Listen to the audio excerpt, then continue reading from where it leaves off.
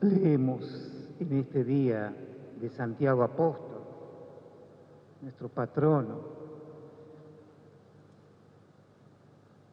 uno de los apóstoles, una de las columnas de la iglesia, de esa comunidad naciente. Al fin y al cabo, Santiago con Juan y con Pedro eran los tres que estaban en cierta manera más allegados a Jesús. Ellos tuvieron experiencias únicas con su maestro, cierto tipo de privilegios, podríamos decir. Quizás aún el grupo podría haber dicho, ¿por qué lo lleva a esto sino a nosotros? Fue Santiago, Pedro y Juan los que participaron, entre otras cosas, de la transfiguración en el monte de Tabor, cuando Jesús reveló su divinidad, ¿no es cierto? Esa experiencia en la que los dejó marcados, ¿no? Y que Pedro dijo, quedémonos, no volvamos al llano. Se ve que la experiencia los marcó profundamente, ¿no?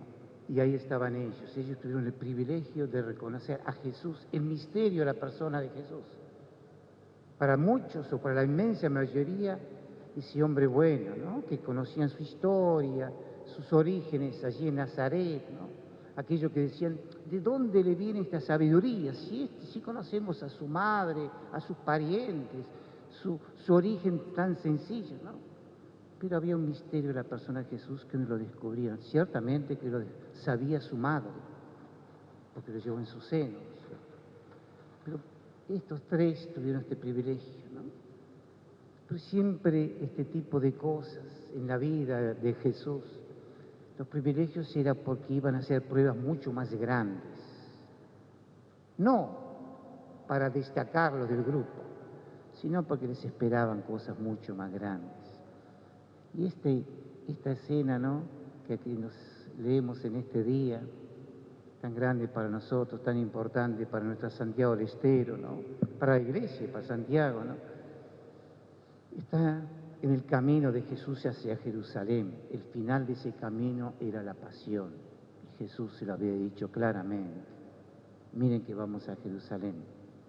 Allí me van a entregar. Allí voy a sufrir mucho. Voy a padecer la cruz. También le dijo, pero voy a resucitar. Pero no lo entendieron. No querían entender que el camino que les proponía Jesús, o mejor dicho, que iba recorriendo Jesús, pasaba por la cruz. Pasaba por la cruz, por la negación, ¿no? Pero le dijo esa palabrita, voy a resucitar. Ellos no lo entendieron esto. Como viendo que hay una evolución, ¿no?, una progresión en el reconocimiento de Jesús, ¿no? Y por otro lado, Jesús se rodeó de gente muy limitada. No llamó a los perfectos, no llamó a los más brillantes, no llamó a los grandes, llamó a los pequeños, a los humildes, a los sencillos. No porque discriminara, sino porque eran más capacitados para entender este misterio del reino, ¿no? En Jesús no había discriminación, en su corazón no entraba eso, ¿no es cierto? Él se acercaba a todos. Ciertamente Jesús tenía una misión muy especial de acercarse a los más sufrientes de su comunidad, ¿no? Enfermos, hambrientos, discriminados, los que eran expulsados de la comunidad, los discriminados totalmente, los marginados social y religiosamente, ¿no es cierto? Jesús vino a anunciar el Evangelio del Reino, el Evangelio de los pobres, ¿no? Y lo fue llevando lentamente a estos discípulos a esto, ¿no? Pero aceptó las limitaciones del camino. Estaban por llegar a Jerusalén, habían visto tantas cosas y todavía andaban con pequeñeces. Comienza la escena algo muy lindo. La mamá de estos zebedeos, ¿no?, de Juan y de Santiago, les pide un favorcito a Jesús. Ustedes entienden bien estas cosas, o entendemos todo. como buena mamá que quería a sus hijos, les quería dar un lugarcito al lado del maestro. Y Jesús lo aceptó así. A ver, no se enojó. Sabía con qué bueyes estaba arando, ¿no es cierto? Sabía que era lenta esa conformación del espíritu humano de estos hombrecitos, ¿no? Con la propuesta que él les traía. Les había enseñado tantas veces, habían visto tantas cosas, ¿no? Pero todavía estaban ellos, ¿no? ¿Quién era el más importante? Estaban en otro momento del Evangelio, también caminando hacia Jerusalén, medio que se estaban peleando o discutiendo. ¿Quién es el más importante? Y en esta tónica está esta expresión. La mamá que le pide un lugarcito, puesto de seguridad, ¿no? Saber de que si estaban al lado de Jesús iban a estar protegidos, iban a estar bien. ¿Cómo es lo que siente cada madre por sus hijos? Y Jesús, a partir de eso, les comienza a conversar con Santiago y con Juan. Y ustedes pueden beber el cáliz que yo voy a beber. Y dijeron decididos, sí, podemos. No sabían qué decían todavía. El cáliz era la pasión de Jesús, el sufrimiento. En cierta manera, les anticipó, van a beber el cáliz conmigo, porque al fin y al cabo lo que acabamos de leer en la primera lectura del libro de los Hechos, el final de la vida de Santiago fue el martirio, ¿no es cierto? El cáliz lo van a beber. Ahora los lugarcitos que ustedes me están pidiendo, eso es el Padre Dios que se los va a dar, ¿no es cierto? Tan humano esto, tan humano, que en la comunidad esa que estaban caminando con Jesús hace tiempo, que escucharon sus enseñanzas, que vieron el testimonio de Jesús, no entraron a atender esto, ¿no? Y a partir de eso Jesús, por el enojo que se provoca en el grupo, dice, ¿cómo lo habrán mirado cuando escucharon el grupo? Están buscando carguitos, estos están buscando puestos. Y entonces Jesús les enseña. Se indignaron. Ustedes saben que los jefes de las naciones dominan sobre ellas y los poderes les hacen sentir su autoridad. Entre ustedes no debe suceder así. Al contrario, el que quiera ser grande, que se haga servidor de ustedes. El que quiera ser primero, que se haga su esclavo, como el Hijo de Dios. Cuando leemos este pasaje, ¿no? Se nos presenta esa escena de la pasión de Jesús antes de su muerte, ¿no? Cuando instituyó la Eucaristía, Jesús se arremangó, se ató la toalla a la cintura y lavó los pies a sus discípulos, como diciéndoles, esta es la marca de mis discípulos. Esta es mi propuesta. Hasta el último momento, ¿no es cierto? Jesús iba a entregar su vida en la cruz, ¿no? Por amor, para rescatarnos, para liberarnos, ¿no? Pero les dio un ejemplo de servicio. Esto es lo característico, lo más característico del discípulo, del seguidor de Jesús, pero que trasciende evidentemente, que trasciende a nuestra fe, a nuestra religión.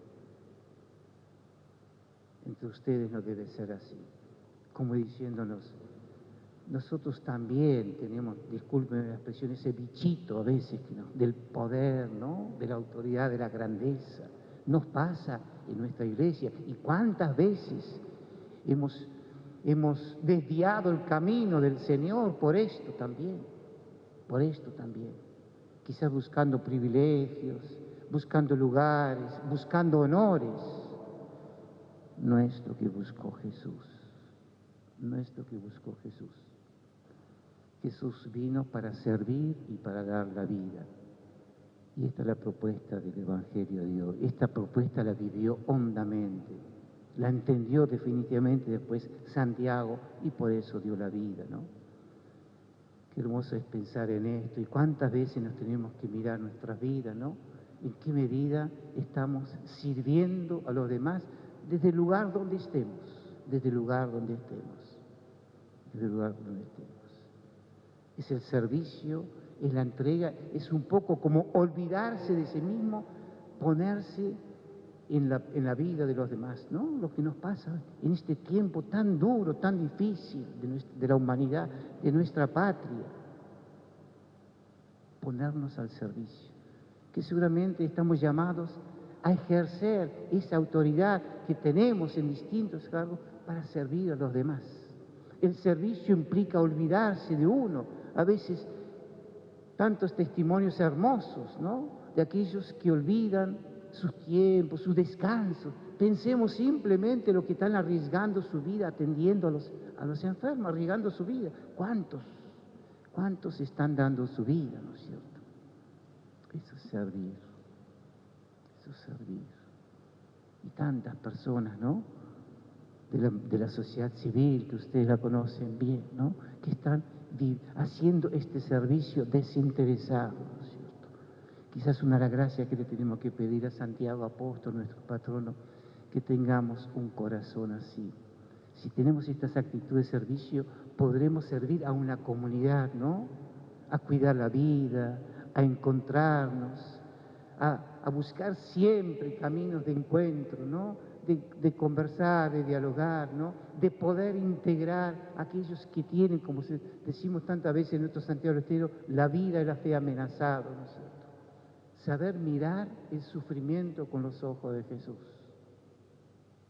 pero no para quedarnos tranquilos, no para lamentarnos, sino que asumir responsabilidades de cercanía, de atención, de cuidado, ¿no? Esto implica a veces grandes sacrificios, grandes sacrificios. A Santiago le costó la vida, y a tantos y tantos, a otros hoy día también, en los frentes de batalla donde se juega la vida, de personas, de familias, de pueblos enteros, están sirviendo, ¿no es cierto?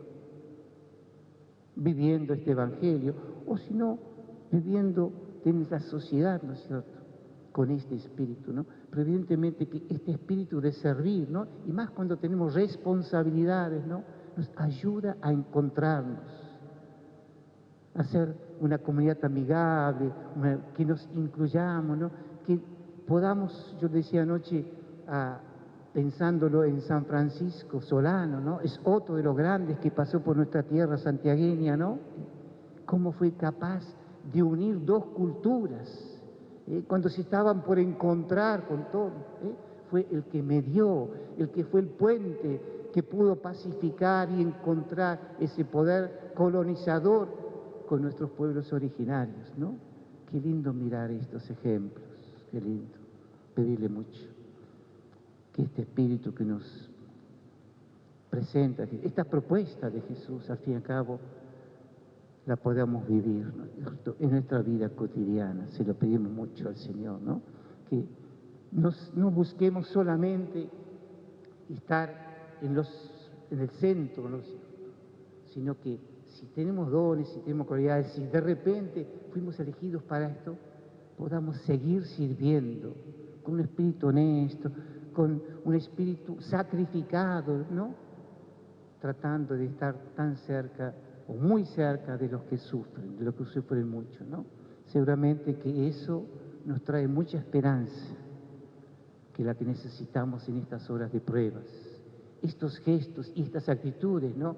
Y estas conductas de servicio abnegado despierta, renueva la esperanza que necesitamos para afrontar las grandes dificultades. Que Santiago Apóstol, nuestro patrono de nuestra ciudad, patrono de la provincia, de nuestra diócesis, nos ayude a ser una comunidad servidora, una comunidad que crea puentes, una comunidad que cuide a todos, particularmente los que están más afligidos y los más vulnerables de nuestra sociedad.